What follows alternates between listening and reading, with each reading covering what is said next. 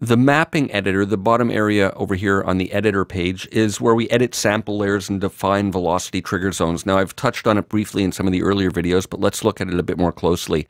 Let's start with an empty cell, and I'm going to go to my user samples, and some of those samples I imported in several videos ago. Let's go here and take one of these snares. All right, let's drag that into that cell. And we'll see here now in the mapping grid over here, this area is called the mapping grid. We have the sample block of this one layer. So let's say I want to customize this sound. I'm going to add some other samples to it and sort of blend them together. Let's go back to our factory samples, and I'll go to impact, and let's try one of these.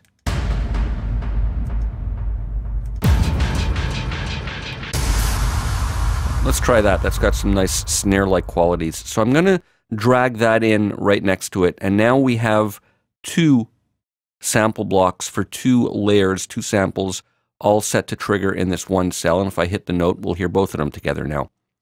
Now we have a menu here. Let's look at the commands. We can add the layer from here. I just did it by dragging and dropping, but we can use the add layer command and do it through the file browser on our hard drive.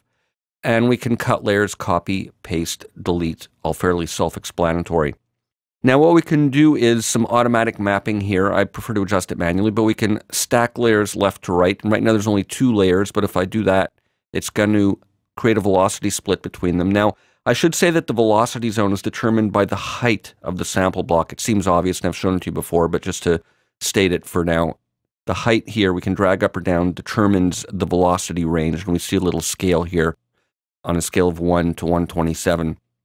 So we can automatically, if we have multiple ones, we can automatically stagger them at velocity split points with this stack layers left to right. And if we're doing it manually and there's some overlaps, we can correct the overlaps by using this, resolve gaps and overlaps, and it'll automatically place them like that.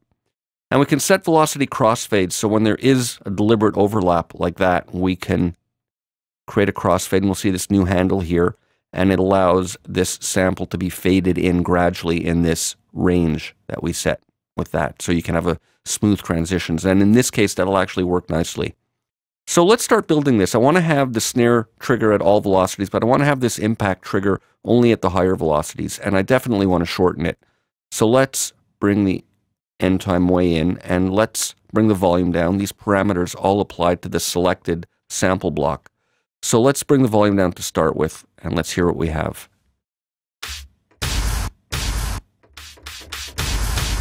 Okay, so it's way too loud in relation to the other one. That's fine. We can tweak it. Still more. All right, so let's start with that. Now, I want to audition this and trigger it and edit the sample here a bit. I'm going to turn on this trigger button, and that means when I now click on the sample layer, it's going to play back, and I'll hear it, so I don't need to trigger the cell on my keyboard. I can just click on that. All right, so it's a little long. Let's shorten it, and I'm going to zoom a little bit.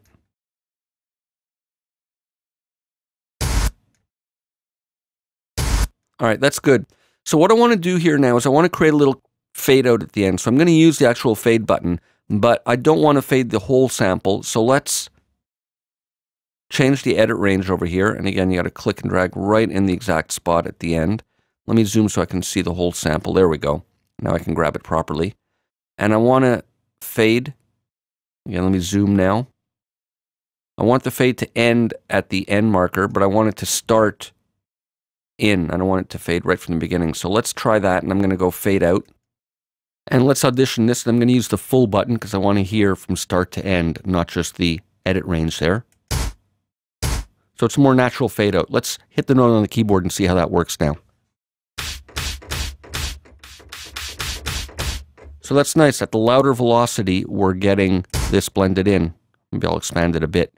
Now we have a snap button here, and what this means is when you are adjusting velocity heights like this, when snap is on, it'll sort of snap to the neighboring boundary. If I drag it up, it just sort of snapped right to there automatically. So if you want to have accurate split points, you can do it like that. Let's put that back to full range, and I'll turn trigger off. Now we have some parameters on the side. We can tune each sample, and let's take this one, and I'm going to tune that one up. And now that it's tuned up and we have that fade, let me bring the volume up so we can hear it a little bit better, and let's listen. And you see when I'm in the velocity range where this is being triggered, you actually see it play through here. So that's working nicely. I can pan it, and you can pan each of these sample blocks separately. You may or may not want to do that. And this is important. We can set the root pitch here. So this affects when we're transposing, you know, when we were in the cell grid and we were mapping. The root pitch is the actual pitch that the default sample will sound on without being transposed. So this is where you set it. Now we can set the velocity range numerically here as well, and this reflects what's set in the sample block graphically here, like this one's 1 to 127, but you can set it there as well. So that's a little overview of the mapping editor. We have the mapping grid over here and the sample blocks, the multiple layers, and this is how we work with them. Stay tuned, see you for more in the next video.